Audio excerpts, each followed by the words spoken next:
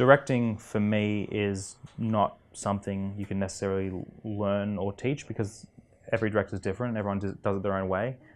For me, I think I focus mainly on having the right answers to give to people. It's more about being there because your crew is there to work for you and they work very hard. As long as they know what to do, the best thing a director can do is be a bouncing board and be that resource for them to know that they're enhancing that vision. In terms of working with actors, again, our lead actor, Dan Moore, was an incredible actor, and he was hired not based on what we were looking for, because he was very different from the person we were looking for initially, but he was hired purely on his merit as an actor. There was just sort of some truth behind his eyes and his passion for the project. He connected to the script on a really deep level that is invaluable to us. And what that meant for me as a director is that I was just, again, a resource to him. He trusted me fully, even though I'd never directed a feature before. He was very, very trusting. He loved this story, and therefore he loved me. So our relationship was great. And that led to a very collaborative sort of, almost like just a relationship, discussing who he was and who his character was.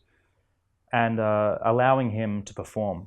So there was one shot in the film where he realizes something pretty daunting and pretty incredible that just tears him apart. And he's sitting there, and Sam and I decided to shoot it all in one take without moving the camera, except a simple pan at the end of the shot. And we just locked it down and looked at Dan and let him do his thing. And he loved that. He really appreciated that, just to let him go for it and be in that moment. What I learned on Arrowhead was basically a big toolkit full of things that I'm going to pocket for later. So one of those things was I would love to do, if I get to make another film, schedule some reshoot days.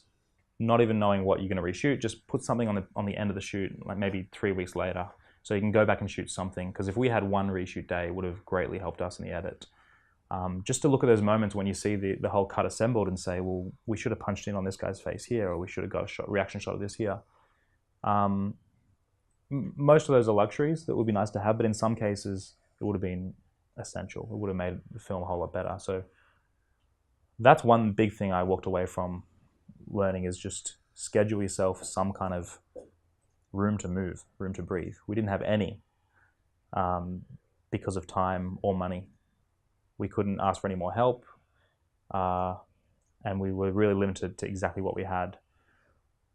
So that was probably the biggest learn. And the other big learn was that I'm meant to do this. I walked away from it it was one of the hardest things I've ever done, and I had to really try and motivate the crew constantly, because for them, they didn't have necessarily as much invested as I did in the project. They were doing it for the adventure and the fun of it, and it wasn't always adventurous or fun.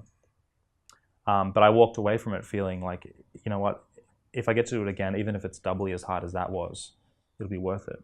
It just feels like when you're on set, you're meant to be there, you're living. These are the moments that you've been waiting for. So yeah, it gave me a lot of momentum to keep moving forward and just want to get straight back into that chair and do it again.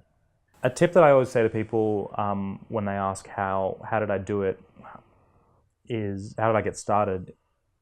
Well, first of all, I don't know, because the way this journey happened, you couldn't have predicted, and I couldn't have planned. It just did. It was just worked out really well.